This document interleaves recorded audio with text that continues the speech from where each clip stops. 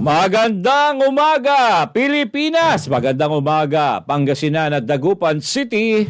At sa lahat ng ating mga taga-subaybay sa ating DZRD 981 Top News at SMNI News North Luzon page, good morning sa inyo. Ngayon po ay araw ng Martes, ika-24 ng Oktubre taong 2023. At ako po inyong tagapagbalita sa Sunshine News Blast Morning Edition. Para sa detalye ng ating mga balita ngayong umaga sa Balitang Regional. Araw po ng Miyerkules, ika-25 ng Oktubre. Ayan. Taong 2023.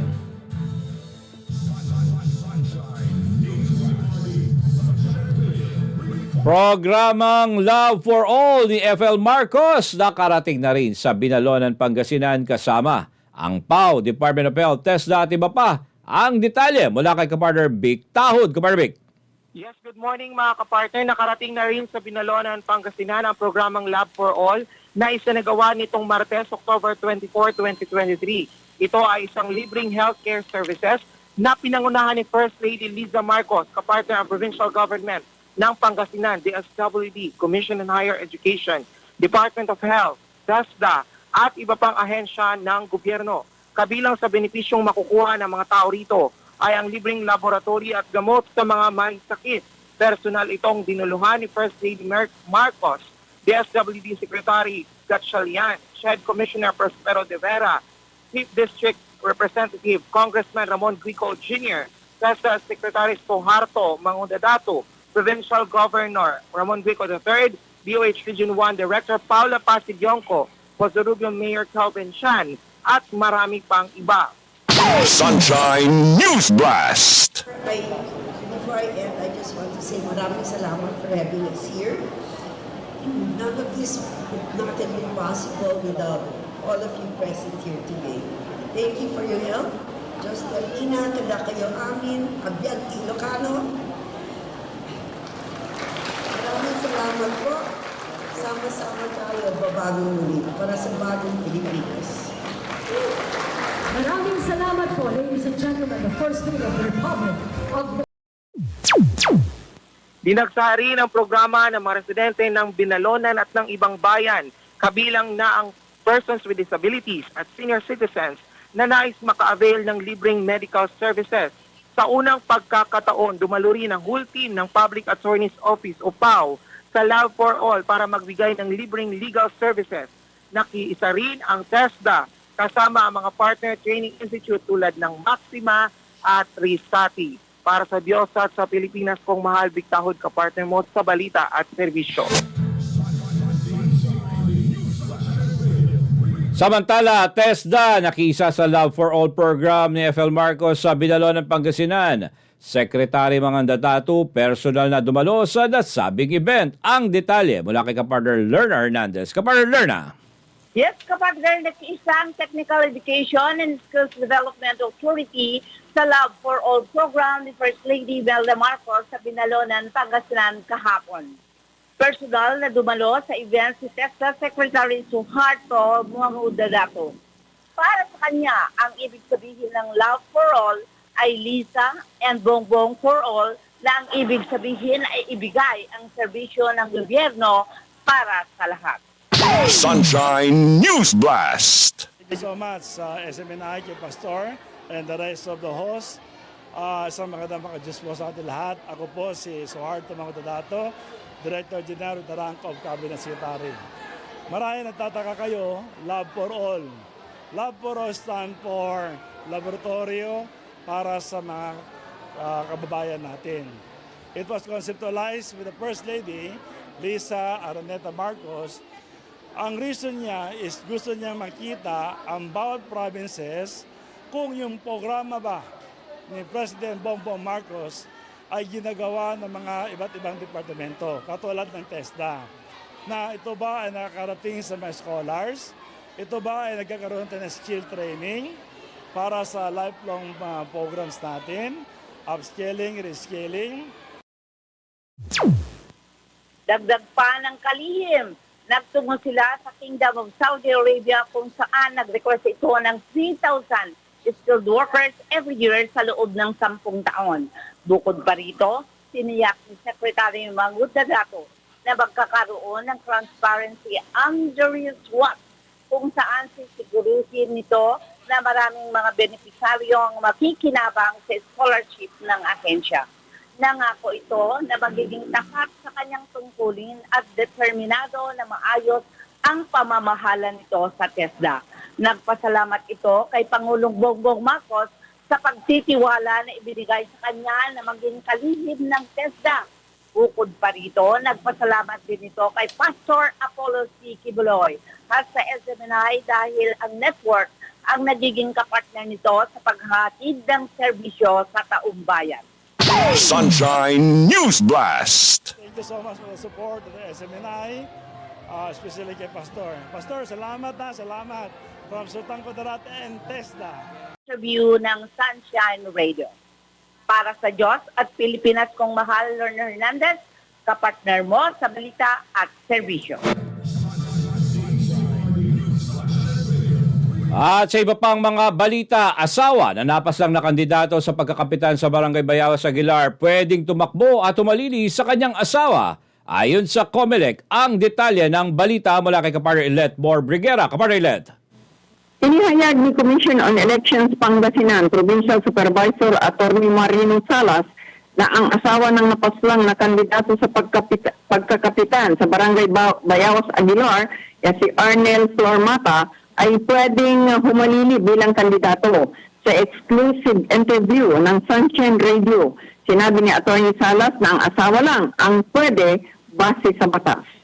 Sunshine News Blast. Nasa rule po natin is ang substitution lang po ay pwede, extended lang po doon po sa spouse noong namatay na kandidato. Saad ni Attorney Salas, depende pa rin ito sa kanyang may bahay kung tatakbo ito o hindi. Kung hindi tatakbo, ang may bahay nito ay mananalo ang nag-iisang kandidato. Ngunit, pwede pa rin itong tumakbo hanggang midday ng araw ng halalan. Sa ngayon, tuloy ang investigasyon hinggil sa pangyayari kung may kinalaman ba ito sa eleksyon. Sunshine News Blast. Lahat po ng anggulo, kina-consider po natin dyan. Kaya nga po, sabi ko Sir Jay kanina, mahirap po. Tama, naintindihan mo po ang PNP. Mahirap po na magbigay kaagad ng conclusion na wala naman pong investigasyon na naganap o nangyari. So, sila po, binabalidate po lahat na information at bine-verify po nila yung mga aligasyon na natatanggap nila. Backtracking investigation ng PNP hinggil sa pinagbabaril din na kandidato ng BSES sa Malasiki at Ordaneta. Sa ngayon, saad ng supervisor na tuloy-tuloy ang pagkilos ng PNP, lalo na sa mga lugar na may alitan upang maresolba na ang mga kaso at di na lumala pa. Para sa Diyos at Pilipinas kong mahal, kapartner Ilet Mor Briguera, kapartner mo sa balita at service. At dagdag pang balita, tagumpay ng BSKE sa Orbis Tondo, nakikita ni Mayor Operanya. Ang detalye mula kay kapartner Sheila Balog. Kapartner Sheila. The Mayor Modesto Operanya ang tagumpay ng Barangay Sangguniang Kabataan Election sa Bayan. Anya, ilang beses na siya nagipagpulong sa COMELEC at fully oriented na ang mga kandidato. Sunshine News Blast. So far, napakaganda, no? Yung na-monitor ko, wala pa namang untoward incident happen. At siguro, this time, yung mga kandidato ngayon, kasi well-oriented na sila eh. In fact, ilang beses na pinatawag ng ating COMELEC, registrar si Mr. Eric Austria, saka yung chief of police natin, parang nagkaroon ng orientation. Kaya siguro nakikita ko sa kayo maging successful ang barangay at saka SK election. Sa ngayon, nasisiyahan ang alkalde sa pag-upo ng bagong hepe ng pulis dahil wala rin na italang major crime. Sunshine News Blast. So far, maganda, no? Pag-upo ng ating newly installed Chief of Police, si Major Romy Simbrano, wala pa namang major crimes committed, no? At yung mga previous crimes, so far, na-solve niya, no? Dahil yung mga case na hindi na-file, noong pag-upo niya, medyo na-file na sa korte. Sa Sa ngayon, may 21 barangays ng Orbis Tondo at very normal ang estado ng election period sa bayan. Para sa Diyos at sa Pilipinas kong mahal, Sheila Balog, kapartner mo sa Balita at Servisyo. Samantala, isang drug den sa Pangasinan, nilusob ng PDEA Region 1, 8 suspect, arestado. Ang detalye sa pagbabalik ni Kapartner Vic Taal. Kapartner Vic. Nilusob ng mga tauhan ng Philippine Drug Enforcement Agency Pangasinan Provincial Office o PDEA Pangpo, PDEA La Union Provincial Office o PDEA Lupo at Mapandan Police Station sa isang buy-bust operation ng isang drug den sa Mapandan, Pangasinan. Aabot sa 8 suspect ang naaresto sa nasabing operasyon. Natukoy na ni PDEA RO1 Regional Director 3, Joel Plaza, ang pagkakakilanlan ng mga suspect na naaresto dakong 1:25 ng hapon nitong Martes. Nakumpiska sa mga ito ang 24 na piraso ng heat-sealed transparent plastic sachet na naglalaman ng suspected shabu na may bigat na higit kumulang na 14 grams na nagkakahalaga ng 95,200 pesos, mobile phone, iba't ibang drug paraphernalia at cash na nagkakahalaga ng 825 pesos at ang buy-bust money. Kakasuhan ng mga suspect sa paglabag ng Section 5, Section 6, Section 7, Section 11, Section 12 at Section 15 ng Article 2 ng Republic Act 9165, Comprehensive Dangerous Drugs Act of 2002 na ngayon ay nakaditing na sa PDEA Pangpo Detention Facility, Ordaneta City, Pangasinan. Para sa Diyos at sa Pilipinas kong mahal, ikaw at kapartner mo sa Balita at Servisyo.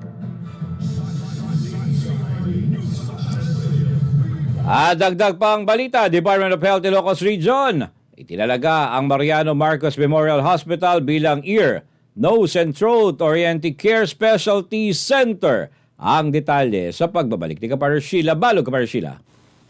Itinalaga ng Department of Health Ilocos Region ang Mariano Marcos Memorial Hospital and Medical Center sa Bataan, Ilocos Norte bilang Ear, Nose and Throat Care and Specialty Center para sa Ilocos Region.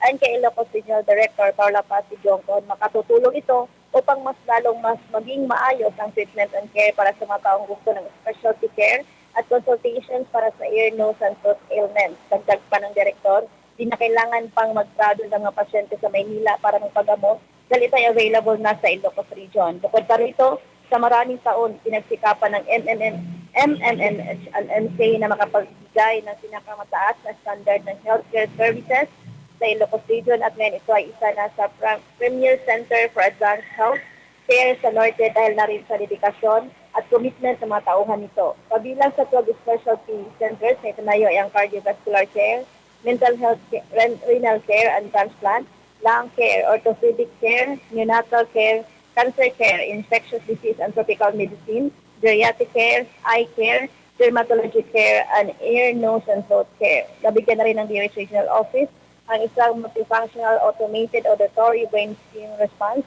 and auditory steady state response machine last August 15 ang ospital para matulungan sa pag-diagnose ng persons with suspected hearing abnormality. Para sa Diyos, sa Pilipinas kong mahal, Sheila Balog, kapartner mo sa Balita at Servisyo.